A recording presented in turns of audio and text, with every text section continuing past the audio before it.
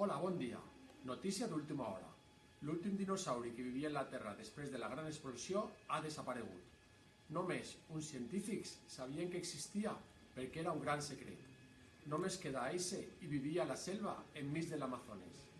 Es creu que una banda de perillosos delinqüents us han segrestat per a fer milers de carteres i bosses de pell de dinosauri.